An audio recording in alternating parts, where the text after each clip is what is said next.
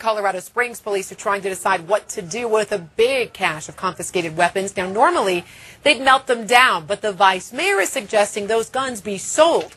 7 News reporter Lance Hernandez is live in the Springs. And Lance, you've learned the El Paso County Sheriff has been selling weapons at auction since 2006.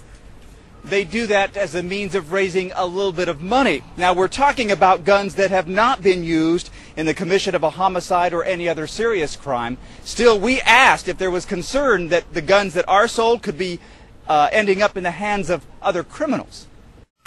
You know, right now they get destroyed. Springs police won't say how many weapons they deal with, but they say it is a large number. Last February, the vice mayor took a look at the inventory. It's about $10,000 worth of inventory there. I thought if we auctioned those to the registered licensed firearm dealers that we could at least recoup some money from them rather than incurring the cost of destruction. The police department was tasked with drawing up a plan.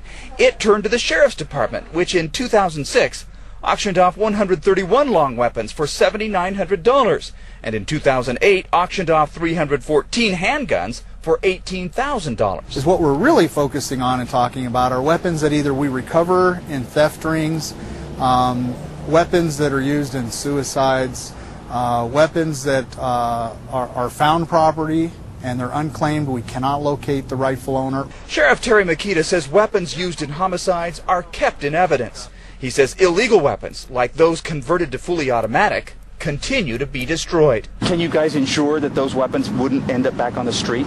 Well, I don't think you could ever make a guarantee like that. Lieutenant David Whitlock says police would likely only sell to licensed gun dealers.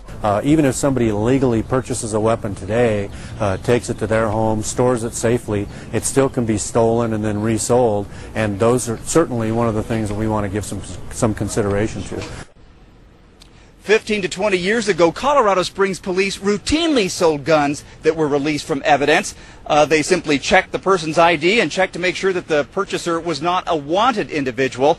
Lieutenant Whitlock says it's a much more complicated world now, and that if the police department and council sign off on a proposal to start selling guns again, those will be much more restrictive rules in place.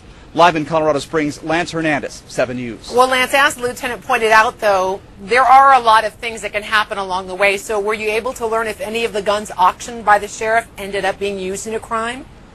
Well, Sheriff Makita says that to his knowledge, that has never happened.